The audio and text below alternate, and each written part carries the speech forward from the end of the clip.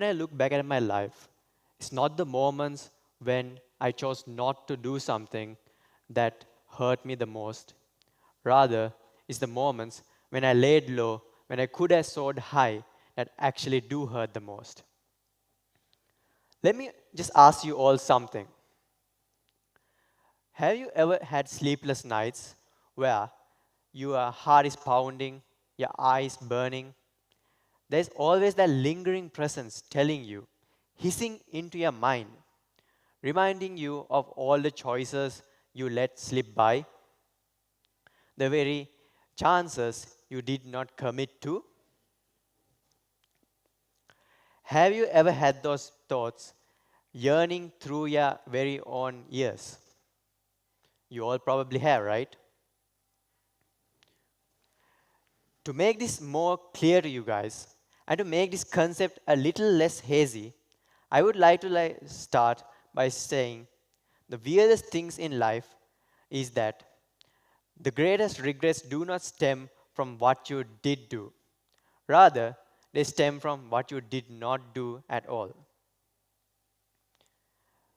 I would appreciate the opportunity to share my very own two life experiences. Life experiences where I too had to think, is this something I can forget or something I cannot forgive at all? To begin with, I would talk about my very own personal experience in a piano competition. Now, if I recollect properly, 7 years ago, I had to participate in a national piano competition. Now, for the 11-year-old me, that was a great deal. I had spent hours and hours perfecting an entire library of melodies and pieces from the great masters of music, Beethoven and Mozart, to the point I felt as if I were one of the great masters myself. Now, someone at that age, this was something as what you would call a breakthrough. My fingers had been running across the keys for so long that they'd become numb to the point where even lifting a mere pencil made me feel as if I was the strongest man on earth. Now, when the final day of the piano competition arrived, you might think I would feel unfazed, right? I mean, to the point that I had been perfecting pieces where I felt as if they were basically in my mind, literally engraved as if they were pieces of art or tiny pieces of ancient art chiseled into stone, withstanding the test of time. That was how much I actually remembered those pieces. I needed no reference. Once I walked through the hallway, all I encountered were entire rows of fellow competitors. Now, these competitors were no exception when it came to perfecting their own pieces, their own melodies, their very own songs, their any own piece of art. And obviously, they were those who were going up against me that very day. However, I would just like to ask you all something. Let's say you all just walked up into an entire hallway. You have your very own piece to play, yet there are many others around you who are going up against you. They too, as I said, have been perfecting their very own pieces. You'd obviously feel very nervous and very excited, right? However, let me just tell you something. I wasn't at all nervous. I tell you why. The key is that I had been spending time perfecting these pieces. So nothing could go wrong, right? I knew I had to nail this.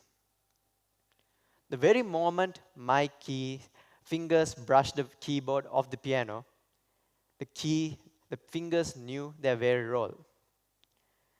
Their roles have been choreographed to perfection. The melody, meticulously shaped through hours of dedicated timing, filled the entire hallway. This made me feel as if I was on top of the world. I mean, what could go wrong? As we have all heard, practice makes perfection, right? However, this is what we have to understand.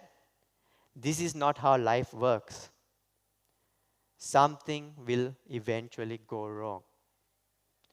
When it came to the final piece at the very end, disaster. My thumb missed its designated key.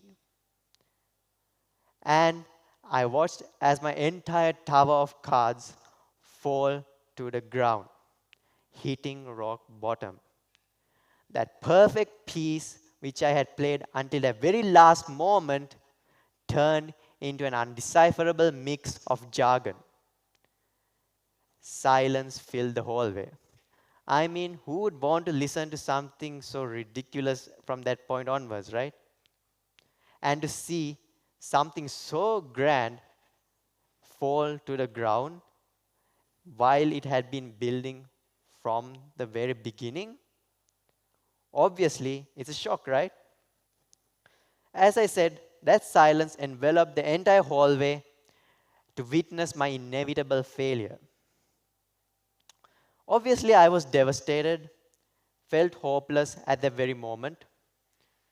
I mean, for an 11-year-old, failing a music competition which he had been working for so long, months if I will, is obviously something of a great loss.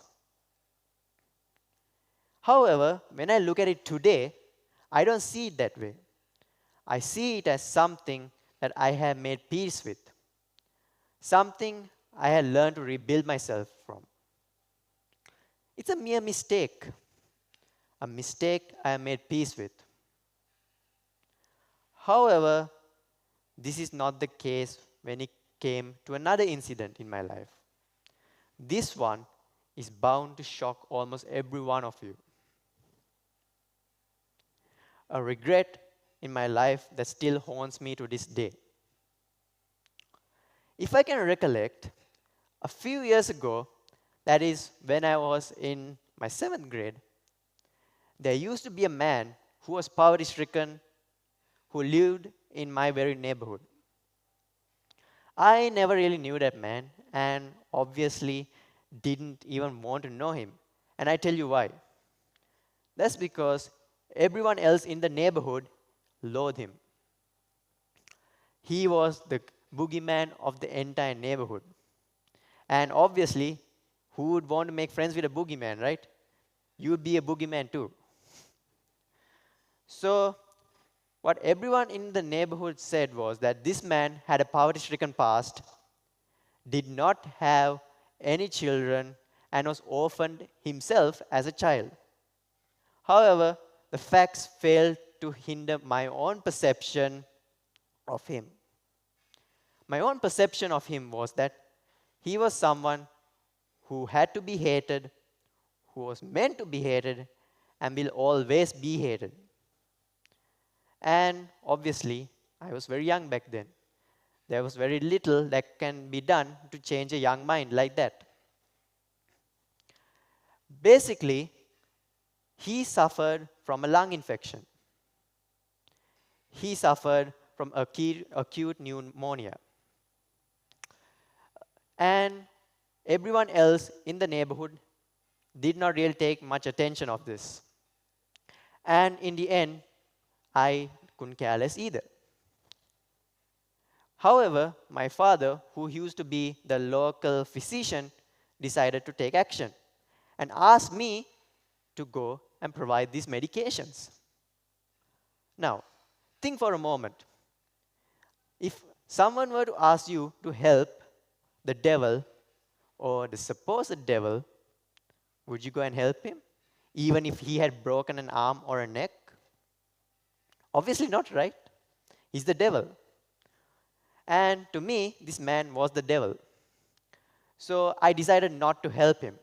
I flatly rejected any such suggestion of helping someone who the neighborhood and almost everyone else hated. But me, being the young kid, didn't take this into consideration that much.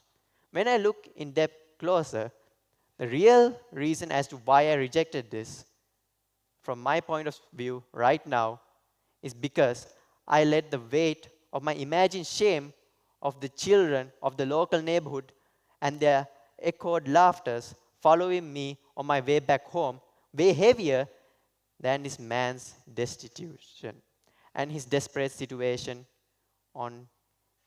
when he came to hanging on to life. The very day came when I was presented with the news that this man had passed away. Now, if anyone were to present you with the news that someone in your neighborhood had died, someone you barely knew, you'd obviously just like throw it away, not even give a second thought of it, right? I mean, death comes to anyone, and basically, you never knew him, right? However, I felt guilt and ashamed. The very reason is because I was presented with the opportunity to help him. And what made me even more devastated was the fact that this illness could have been treated with the very medications I was supposed to provide to him. However, I decided to stay in my very own comfort zone. What if I had helped him? Would we have been friends? Would he have lived a longer life? Would he have learned to live past that illness and do much more to help society? All these questions lingered within me. The thing is, to this day, that man's very presence comes into my mind whenever I think of this. His face etched with silent suffering, and his eyes teary and welling with yearning anger, asking me, "Why couldn't you?" And obviously, I have no answer whatsoever. So, what can we learn from these two life experiences of mine? The mere difference between why I felt appreciation and peace when it came to uh, the music competition is because simply I spent time and effort when it came to it. However, when it came to the man, I simply stayed in my comfort zone. Effort makes the difference. Simple. Effort is what differentiates regrets from mistakes. What we have to understand is that mistakes are mere tumbles in the staircase to success which you decide to take. However, regret is when you decide not to take that staircase at all, even though you are fully capable of, knowing that there is success at the very end. Mistakes help you grow and rebuild. Regrets leave scars which you could have avoided. Scars you will have to live by. So, take your own lives for example. What would hurt more? Are there the moments when you actually could do something yet failed? Or the moments you didn't try anything at all and remain silent when you could have reached great stardom and greater heights? So, when you walk out of this hallway today, I want all of you to remind your own selves, could it have hurt more if you did not try at all? Or is it already bad enough if you already tried yet failed? Thank you.